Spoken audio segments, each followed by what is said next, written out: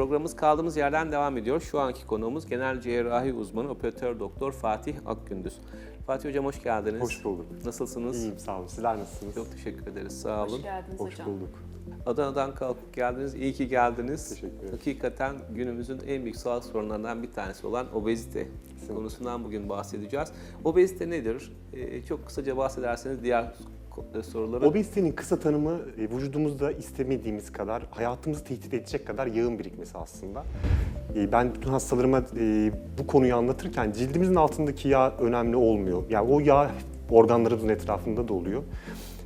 Kısaca tanımlarsak hayatımızı tehdit edecek boyutta yağın birikmesi. Bunun için belli parametrelerimiz var. Vücut kitle indeksi dediğimiz boyumuzun metrekare cinsinden kilomuza oranıyla ortaya çıkan ve bizim obezitenin tedavisini yönetmemizdeki mihenk noktamız var, vücut kitle indeksi. Ona göre 30'un üstünde olunca obezite başlıyor. 30-35 arasında evre 1 obezite diyoruz. 35-40 arasında evre 2 obezite. 40'ın üstündeki durum ise morbid obezite, ölümcül obezite dediğimiz evre 3 obezite olarak sınıflanmakta. Hocam sınıflamadan bahsettiniz. Evet. Obezite sınıflaması nedir? Bundan da bahseder misiniz? Obezite sınıflamasında bizim mihenk noktamız biraz önce dediğim gibi metrekare cinsimizden. Şimdi hastalar bazen işte 2 metre boyundaki bir hasta 120 kiloyla obez olmazken 120 kiloyla 1.60'lık bir hastanın obez sınıfına girdiğini hepimiz biliyoruz. Bunda mihenk noktası bizim boyumuzun kilomuza oranı. Biz endoskopik veya cerrahi yöntemler planlarken de mihenk noktamız bu zaten. 30'un üstünde olmasıyla obezite başlıyor. 25-30 arasına aşırı kilolu diyoruz yani. 25'in altı bizim için normal kategoriye girmekte. 30-35 arası evre 1 obez, 35-40 arası evre 2 obez, 40'ın üstünde ise morbid obez dediğimiz ölümcül obezite ortaya çıkmakta. Peki tedavi seçeneklerinde neler var? Basamak basamak mı yapıyorsunuz? Diyetle başlayıp cerrahiye doğru mu gidiyorsunuz? Nasıl yapıyorsunuz? Biz planlama yaparken kesinlikle diyet yapmamış, hiçbir şekilde yaşam tarzı değişikliğine uymamış, yani hayatına spor adapte etmiş bir hastaya öncelikle ameliyat önermiyoruz.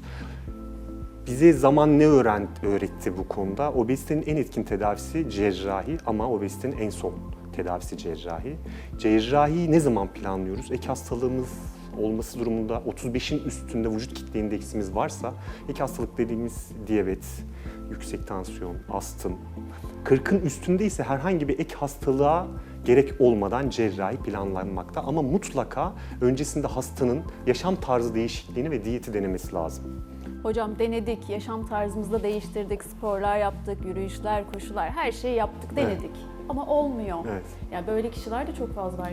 Yemiyorum, kilo alıyorum, Evet. yemiyorum oluyor diyen insanlar Evet. var. Artık orada herhalde Cerrahi planlıyoruz. devreye Cerrahi giriyor. planlarken de bizim aslında sınıflama olarak iki sınıf ameliyatlarımız var. Bir kısıtlayıcı, restriktif dediğimiz ameliyatlar, bir de hem kısıtlayıcı hem emilim bozucu ameliyatlar. Kısıtlayıcı ameliyatlara örnek vermemiz gerekirse aslında ilk başta kelepçe yöntemi vardı ama bizde artık bilgi birikim çok arttı. Yani yıllardır bu işle uğraştığımız için kelepçe yönteminin en efektif bir yöntem olduğu, zamanla hastaların kilo aldığı ortaya konuldu. Ve aslında ilk primer şu anda biz bunu düşünmüyoruz. Kısıtlayıcı tipteki ameliyatlara ikinci örnek tüp mide ameliyatı. Tüm dünyanın en fazla yaptığı, bizim de en fazla yaptığımız ameliyat modeli. Hem metabolik etkisinden dolayı hem fizyolojik etkisinden dolayı. Yani gastrointestinal sistem dediğimiz yemek yedikten sonra yemeğin bizim vücudumuzda istediği yolda herhangi bir oynamaya yol açmadan midenin yaklaşık %80'lik kısmını çıkardığımız yöntem. Bundan dolayı fizyolojik etkisi çok etkili ve emilimi bozmadığımız için, yolda bir değişme olmadığı için metabolik etkisi de gayet iyi. Emilimi bozduğumuz hem kısıtlayıcı hem emilim bozucu ameliyatlar gastrik bypasslar. Yine gastrik bypass, Roux-en-Y gastrik bypass dediğimiz ameliyatlar olmakta. Yani bu tüp bir mide ameliyatı aslında hem fiziksel olarak bizi istediğimiz noktalara getiriyor, hem de sağlığımıza zarar vermiyor Kesinlikle, diyebiliriz, evet. değil mi hocam? Evet. Peki tüp mide ameliyatı nasıl yapılmakta? Biraz da ameliyatın detaylarına girerseniz. Bariatrik cerrahide biz bütün ameliyatları laparoskopik, yani kapalı olarak yapmaktayız. Bunun için karın boşluğunu yaklaşık 200 litre gazla şişirmekteyiz. Bunun için de yardımcı aletler kullanmaktayız. Bunların büyüklüğü ne kadar olmakta? Tüp mide ameliyatını standart olarak 4 delikten yapmaktayız. Yani tek delikten de yaptık, 3 delikten de, ama şu an standart olarak 4 delikten yapıyoruz.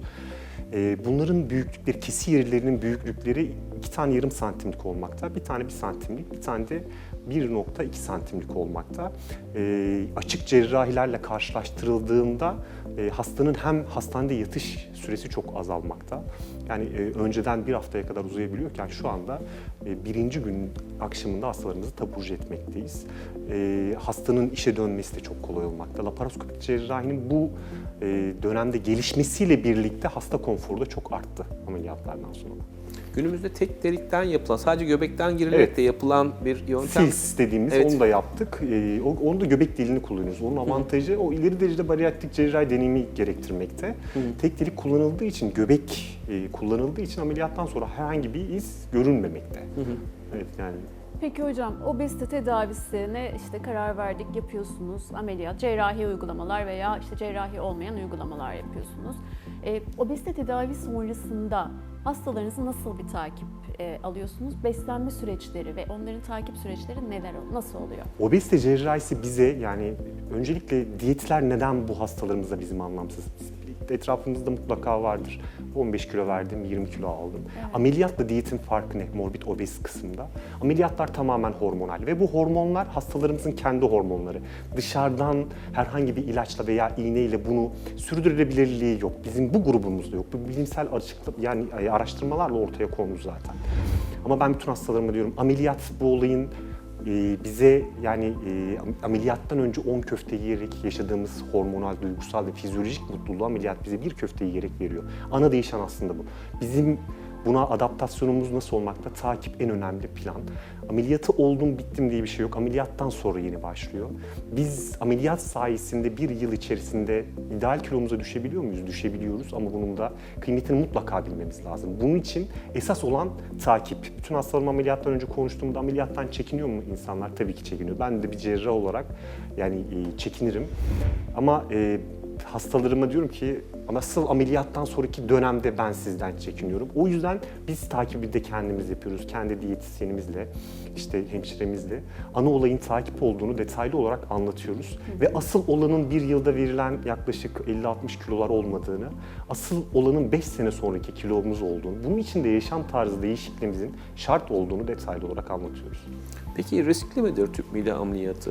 Şimdi yıllar önce bu ameliyatlara başladığımızda biz yani burada kendi eleştirimizi de yapıyoruz. O zaman bilinmiyordu. Yani hani ameliyatlar bu kadar efektif değildi. Hastalarımızın korkmasını da anlıyorum. Yani ameliyatlar saatlerce sürebiliyordu. Hastanın hastanede kalış süresi 1 haftaya uzayabiliyordu. Diren takıyorduk, sonda takıyorduk. Yani 3 gün yoğun bakımda yatırıyorduk biz hastaları. Yani yıllar önce. Çünkü dünya bilmiyordu, biz de bilmiyorduk. Yıllarla ne değişti? Cerrahi deneyim değişti. Şu an ameliyat süremiz 30-40 dakikaya kadar düştü.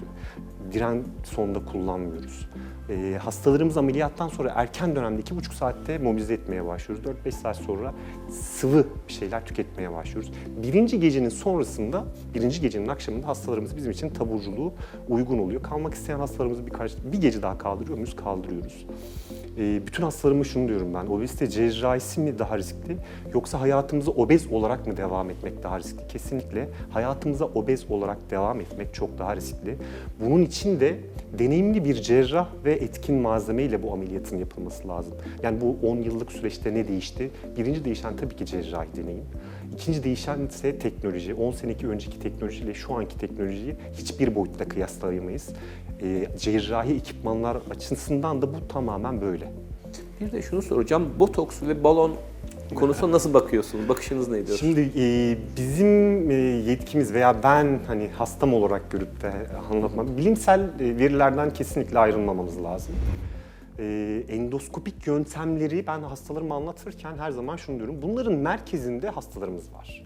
Yani endoskopik yöntemlerle birlikte mutlaka diyet sürecine uymaları lazım. Bunun 6 aylık planını da biz yapıyoruz kendi diyetisyenimiz. Cerrahi yöntemlerin merkezinde ise cerrahlar var. Mide balonunun vücut kitle indeksi 35'in altında olan hastalarda bilimsel araştırmalarla ortaya koyduğu bir etkinlik var mı? Var. Ama bunda mutlaka hastanın diyete uyması da şart. Yani ben balon taktırdım, nasıl olsa kesin kilo vereceğim. Böyle bir umut tacirliğine gerek yok. Mide botoksunun bilimsel olarak açıklanmış herhangi bir etkisi de bulunmamakta. Bunu hastalarımıza detaylı olarak anlatıyoruz. Yani onlar bilimsel olarak bu verileri bilmediği için kararı yine oturarak birlikte veriyoruz. doğruları bizim aktarmak görevimiz. Çok teşekkür ederiz. Gerçekten çok önemli, güncel ve teknolojik sunumunuz için.